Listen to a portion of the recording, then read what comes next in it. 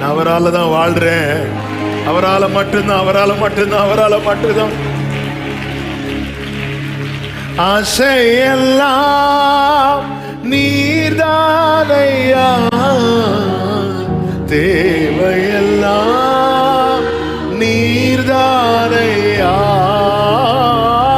ஆசையெல்லாம் நீர்தானையா, தேவையெல்லாம் நீர்தானையா.